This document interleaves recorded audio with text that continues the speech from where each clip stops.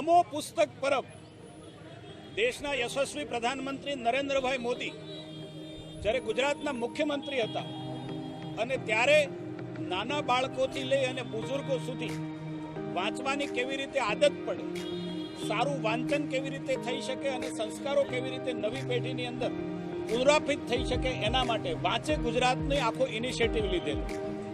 મણિનગરના ધારાસભ્ય માનની નરેન્દ્રભાઈ મોદી હતા અને ત્યારથી જ અમારા મનની અંદર નક્કી હતું કે માનની નરેન્દ્રભાઈએ જે વાંચે ગુજરાતનું ઇનિશિયેટિવ લીધું છે એને જીવંત રાખવા માટે કંઈક મણિનગરના લોકોએ કરવું જોઈએ. અને એટલા માટે 3-3.25 વર્ષ પહેલા નમો પુસ્તક પરબના માધ્યમથી એક નાનો વિચાર અમે રજૂ કર્યો. અમારા કાર્યકર્તાઓ, અમારા સ્વયંસેવકોએ આ વિચારને ઝીલી લીધો. નમો પુસ્તક પરબ આજે 151મો રવિવાર છે. સ્વયંભૂ લોકો પુસ્તકો પોતાના ઘરમાં વંચાયેલા પડી રહેલા પુસ્તકો જે છે અહીંયા ભેટમાં આપે છે.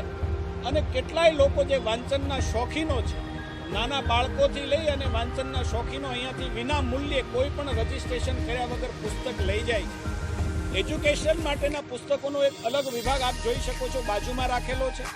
એન્જિનિયરિંગ, મેડિકલ, મેનેજમેન્ટ જેવા અનેક વિષયોના પુસ્તકો, જે કિંમતી પુસ્તકો છે, એ પ્રેમથી લોકો, ગરીબ લોકો એનો ઉપયોગ કરી શકે, ગરીબ લોકોના બાળકો સારી રીતે ભણી શકે. એટલા માટે આ પુસ્તકો અહીંયા ડોનેટ કરી જાય છે. 2,000, 3,000ની કિંમતના પુસ્તકો અહીંયા, કેટલાય પુસ્તકો અહીંયા પડ્યા છે કે જે લોકો અહીંયા સ્વયંભૂ મૂકી જાય છે અને બાળકો જે છે, ભણનારા બાળકો છે, વિદ્યાર્થીઓ છે, પોતાની રીતે લઈ જાય છે. માનનીય મુખ્યમંત્રી શ્રી આજ અમારી વચ્ચે આવ્યા. એક નાનો વિચાર છે, પરંતુ એ વિચાર આમ જોઈએ તો ખૂબ મોટો વિચાર છે, નવી પેઢી માટે મોટો વિચાર છે.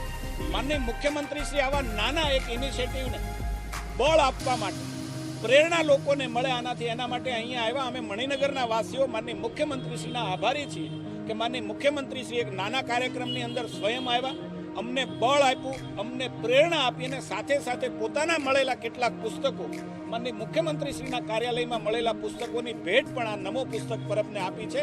અમે હૃદયપૂર્વક માનનીય મુખ્યમંત્રીશ્રીનો આભાર માનીએ છીએ. અમે હૃદયપૂર્વક અહીંયા પ્રેસ મીડિયાના જે મિત્રો છે એનો આભાર માનીએ છીએ કે આ વિચાર છે એ જન સુધી પહોંચે. આપણા ગુજરાતને એક નવું આયામ છે, એનો સમાચારનો સંદેશો લોકો સુધી પહોંચે અને આ પ્રવૃત્તિને ગુજરાતની અંદર વેગ મળે. એટલે આપ સૌ અહીંયા પધાર્યા છો, આ તાપની વચ્ચે પણ પધાર્યા છો, આપનો પણ હું આભાર માનું છું. ધન્યવાદ.